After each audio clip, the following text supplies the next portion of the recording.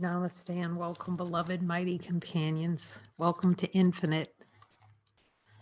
It's really beautiful. We have this, I don't know, in Hawaii, they call them lanais. So it's like a little outdoor porch here and it kind of overlooks the water. And we call it, and when we do light circles, a lot of times they go out there. Everyone goes out there. We all go out there and we call it the launching pad. This is the launching pad for Infinite. Just looking, it's really deep looking, and see how we're so very supported. And Dyra, hopefully you got my little text. I sent you what part of the book we're in, which is Manual for Teachers. Can God be reached directly?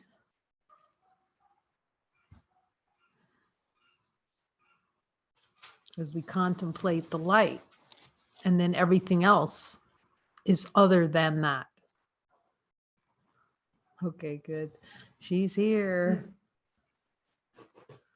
She's sending us all Infinite, all the Spanish brothers and sisters, with the simulcast, Jesus's little simulcast.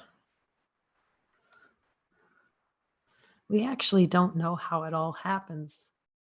We think we know how it happens, but we really don't know because we hid from ourselves.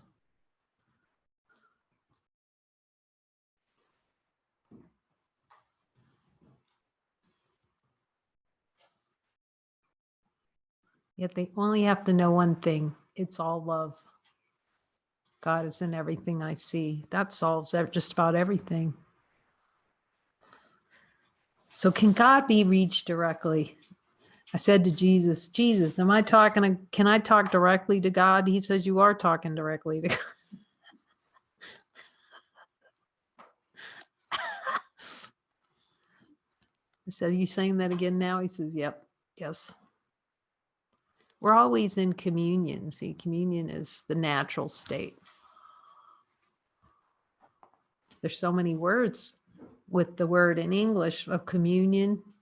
You can live in a commune where a bunch of beings come together to live in community. You can ask Jesus, is that it? No.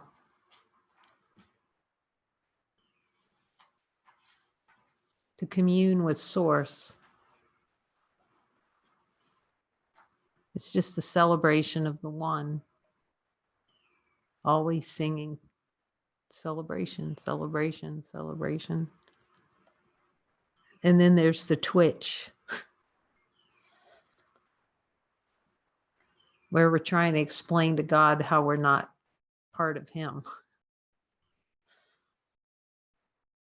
Telling God, oh, I'm right. I know I'm not part of you.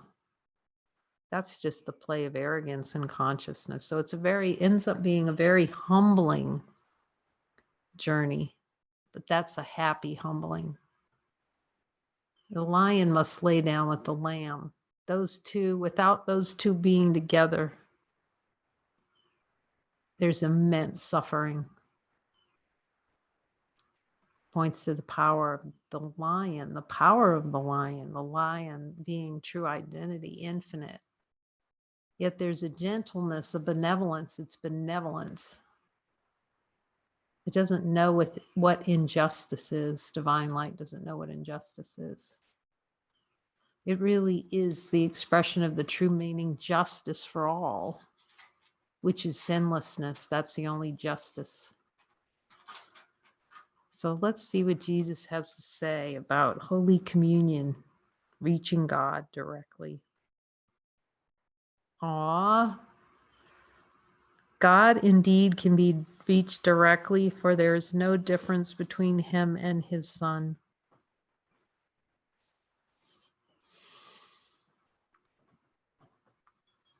Are we willing to see that?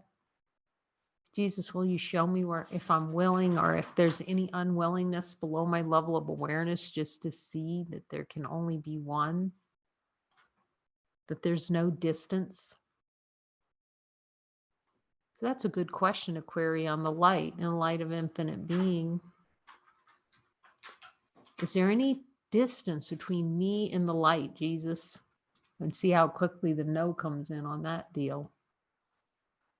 Do I have a desire for an experience where it feels like there's a distance between me and the light?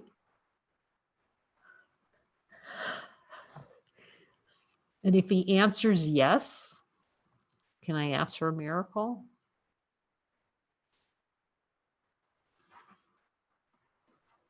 Any false perception that I'm not the same as light, give it to me.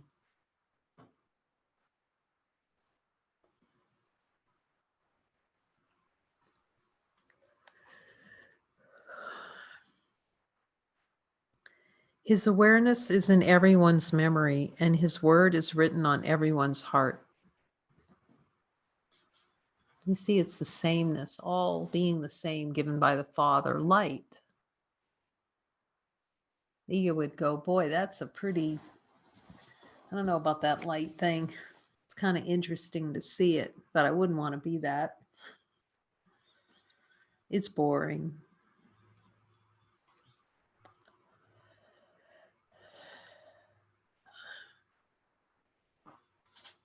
You can ask Jesus, Jesus, is that light supreme happiness? He says, follow me so you can find out by direct experience.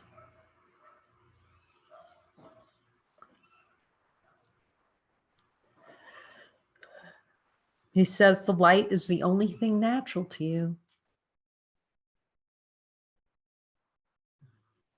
So we're relishing a bunch of unnaturalists, are we? You can hear him say yes. Okay, so Jesus, we're just going to let you take out your big pin eraser and erase all the idea of unnaturalness as natural. Yet this awareness and this memory can arise across the threshold of recognition only where all barriers to truth have been removed.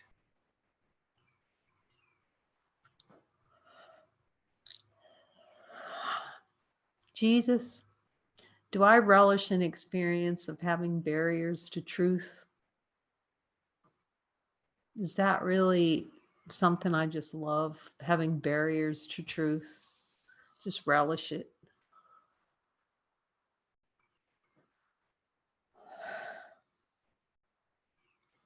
He said, keep looking with me so that can fall away.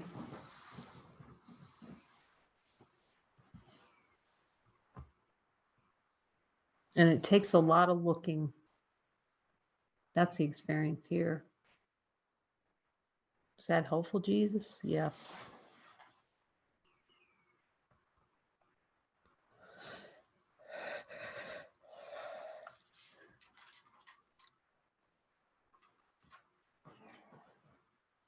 Only where all the barriers to truth have been removed. These. That's why chapter 20 is so helpful. He calls these sessions revelation readiness, preparing the way to release all those denials, all the barriers to see that we're light now.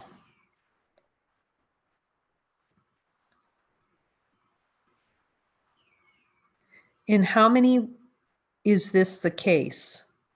Here then is the role of God's teachers. They too have not attained the necessary understanding as yet, but they have joined with others. That's us coming together. This is what sets them apart from the world, and it is this that enables others to leave the world with them. This is the launching pad. He's giving this launching pad for us to leave the world. It's a happy leaving. No one left behind kind of adventure.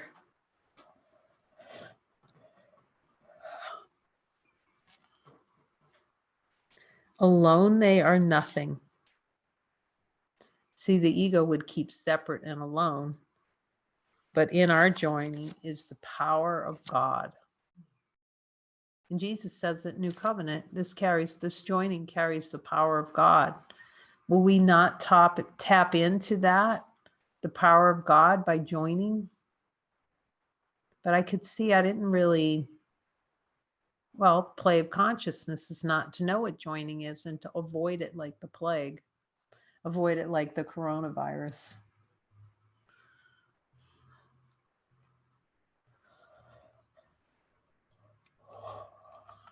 But really what's being avoided is the looking, the simplicity really of the looking.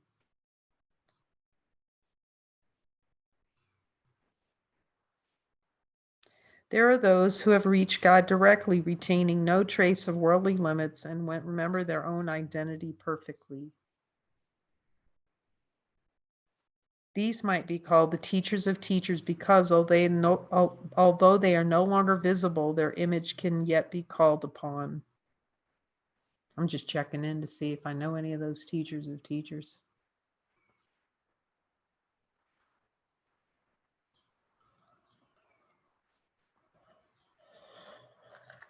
They're helpful symbols in the mind. I was asking them about Ramana. Their image can yet be called upon, and they will appear when and where it is helpful for them to do so. That's Jesus. He said that's Jesus.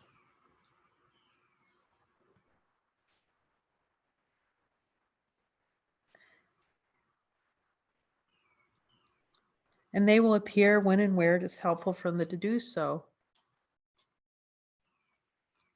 To those whom such appearance would be frightening, they give their ideas. No one can call on them in vain, nor is there any one of whom they are unaware. All needs are known to them, and all mistakes are recognized and overlooked by them. The time will come when this is understood.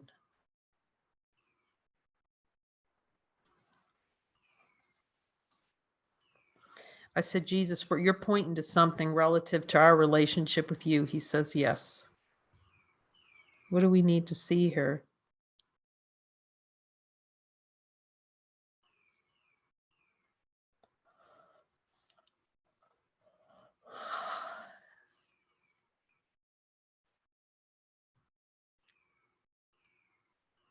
I'm talking to them about mystical visions.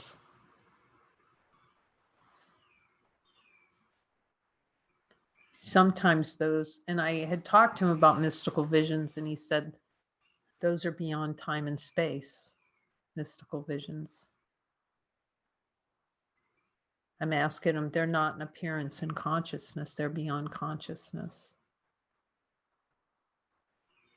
So I was asking him about when he came in a mystical vision. I wasn't afraid at all, but later I was afraid. I just, in the play of consciousness, I can see that. I was kind of, because it's, if you look upon light, you'll always be afraid. If you look as light, you're never afraid.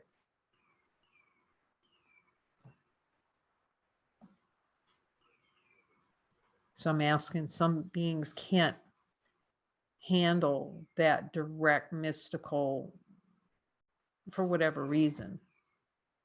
So the symbols seem to come in other ways. It's always what's most helpful. So it's not like someone has to have a mystical vision. Talking about Helen, Helen had mystical visions. They're not a prerequisite for God. They just can appear because they're helpful. For me, it was helpful. Jesus had to be that clear with me.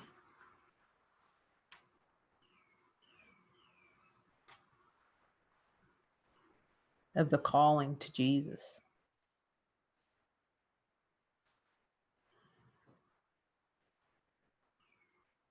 You know, because otherwise we'll chase these experiences. And then it's just a wanting. You know, then it's just another play in consciousness, because there are a lot of visions and conjurings and mystical, seemingly mystical things they're just plays in consciousness. So it's always good to ask Jesus what it is, and then he'll tell you. Jesus, that just a play in consciousness? Is that play a distraction? Because a lot of mystical things are a distraction. He says, yes.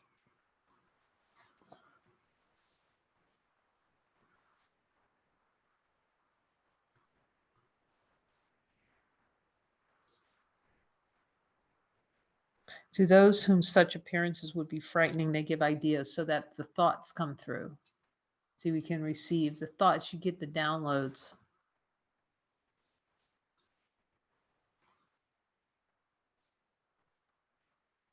I think it's Pablo or no, there's someone who's getting like downloads from angels, and sometimes it can come through that way. It's like you don't actually get a verbal download. And he's just writing texts. Oh yeah, that's right. Glenn Hoveman was telling me about that. Somebody in South America, they're just getting these downloads, these mystical downloads. I'm asking Jesus if that's an example. He says yes.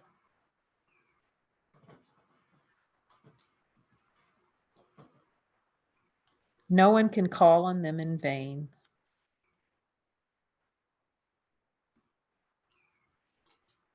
It's the call for help for ourselves. We're calling for love's help and calling for an appearance in a way that we can understand.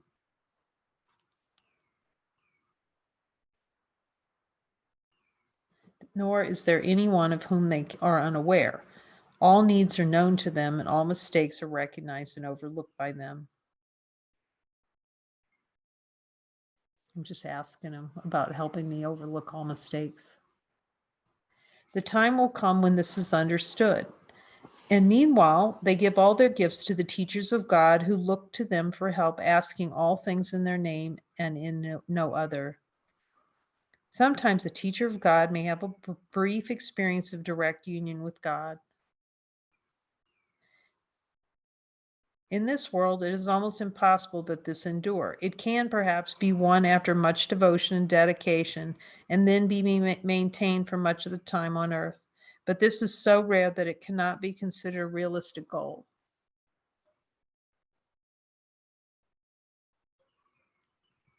Yeah, because the ego will turn that into a project. I think Mass and Jesus about that. He says, yes, the ego can turn that into a project. As he's just saying, as always, ask me what's most helpful and be assured that it's given. It's always given fully. It's fully given because the request carries behind it. Our request is carrying behind it the power of God.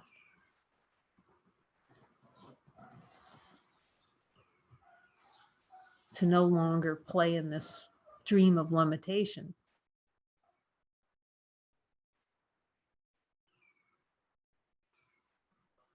It can perhaps be won after much devotion and dedication and then be maintained for much of the time on earth.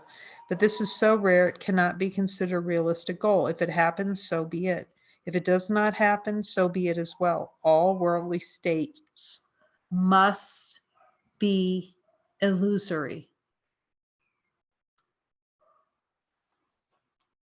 See, I'm talking about an advanced teacher of God is not fooled by appearances. It sees appearances as being helpful when used by the Holy Spirit in purpose.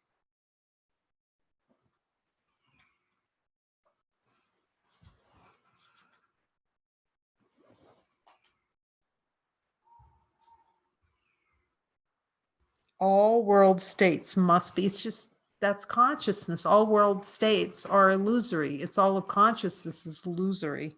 If God were reached directly in sustained awareness, the body would not be long maintained.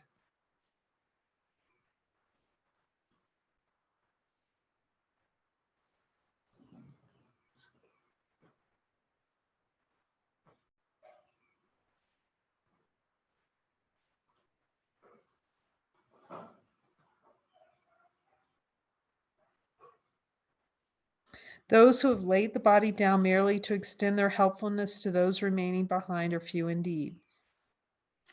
And they need helpers who are still in bondage and still asleep, so that by their awakening can God's voice be heard. Do not despair then because of limitations. It is your function to escape from them, but not to be without them. If you would be heard by those who suffer, you must speak their language. If you would be a savior, you must understand what needs to be escaped. Salvation is not theoretical. Let's look in the light of divine being and see if salvation is theoretical.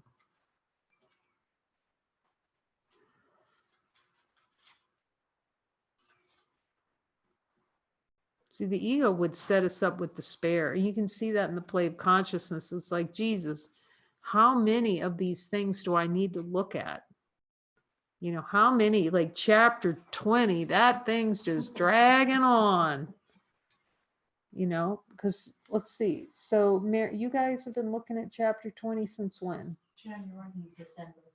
So, January, February, March, and part of April. It's not really about the time, it's really about the dedication. But they're coming up on, they'll probably be the first team that's going through the chapters, but it's not about speed. But it's a very worthy, and I think they would tell you that it's a very, very good use of time for anyone who wants clarity, speaking of Jesus.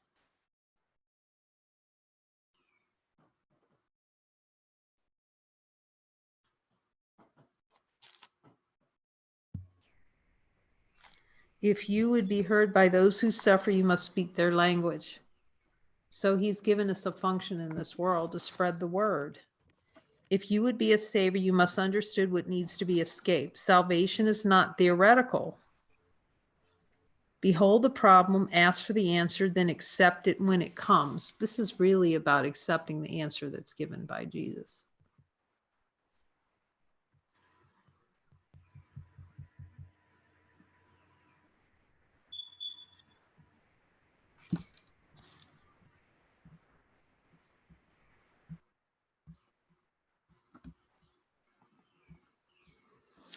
That's really the bottom line. Accepting the answer. Jesus, do I have a desire not to accept the answer that I'm holy? And we just go until he says, no, you no longer have that desire. That way we can rest in peace.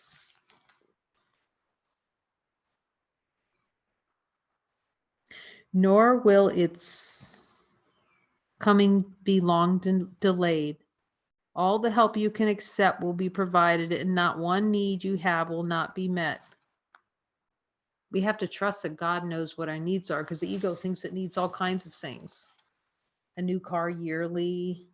None of it's bad. It might be given. Spirit might give that. It's just that there's such a dependency on form for sustenance rather than the daily bread of the infinite light of being and listening and following.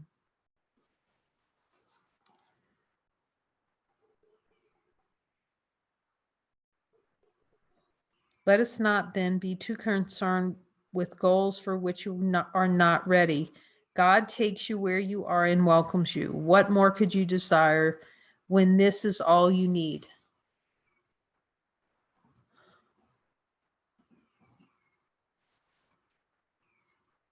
Just ask him, Jesus, can we commune with God now? He says, yes. He says he's reminding me about how we're always communing with God unless we decide to pretend like we're not. He says the only happiness really is communing with God.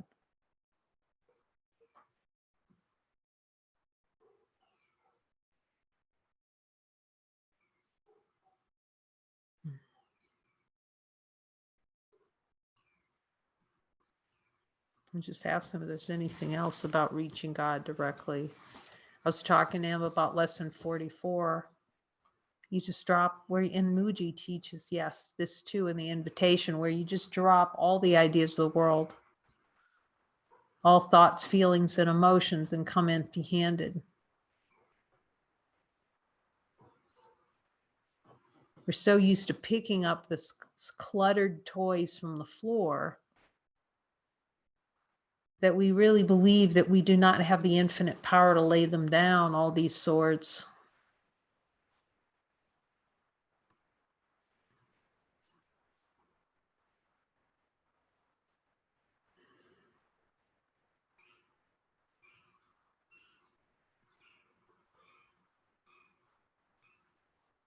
I said, is there anything else you want us to know, Jesus? He says, know that I'm there for you. in every circumstance.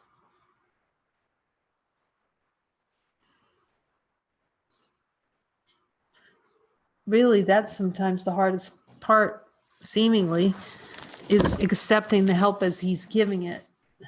You know, the ego likes to decorate everything, so it's even going to decorate a awakening in some way. It's going to try to.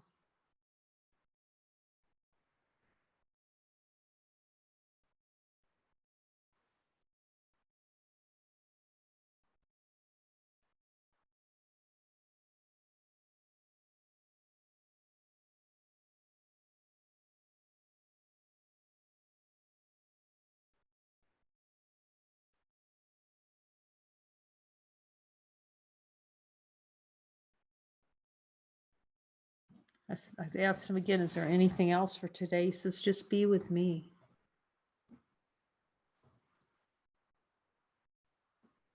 Rest here. Know that you can rest here. That's what he's saying. So much love in that. Just rest here with me. And ask. He's showing him a picture, you know, of being at his feet and looking up and just asking everything new. Let everything be new. Let everything be as I tell you, you know. Ask me so I can tell you. If we're always asking them, then there's no room for our own interpretation of the play of consciousness to fight, to be there. It's a symbol of openness.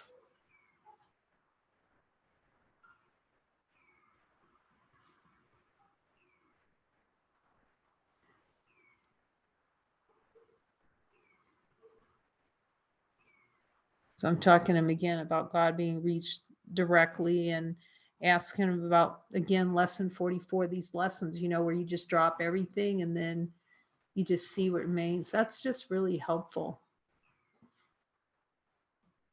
It gets harder and harder to deny that all there is light. It's just reacclimating to that formlessness rather than the congealing into like a hard object. But we're always in communication with God. That's the only way it can be, because we're always one with what is. Like, we can't change that. It's just in form. It just seems to be different sometimes. He is saying that. Just drop all these ideas of the world and go empty-handed and spend time with me.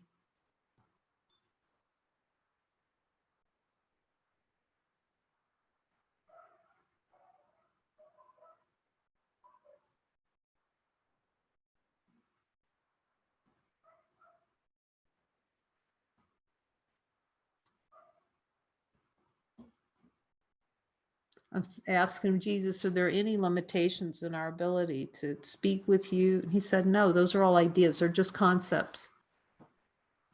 It's also concepts that we can't be in continual communication with God. Those are all ideas. Okay, Jesus, will you show me any ideas, any thoughts that I can't be in full communication with the Father and speaking to the Father all day long? Is that possible? You can just hear the yes. There's no limitation to our ability to speak to God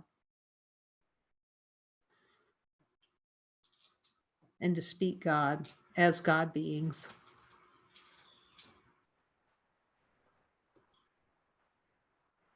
It's just that we have to see it all new. Let him show it to us new. Go to the world and not know a single thing about it.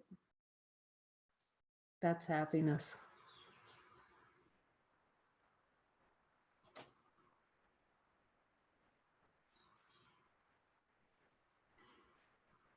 Thank you, Jesus, for bringing us together in this holiness. He says, stay with the light. Oh, there's so much love in that. Stay with the light.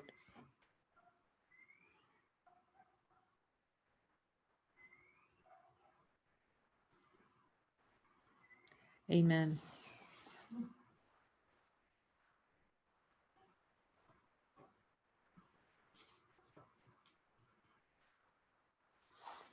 What he's showing us is so far beyond words. We can never be happy with words. We have to see how we're looking for happiness, hunting for happiness through words, and how impossible that is.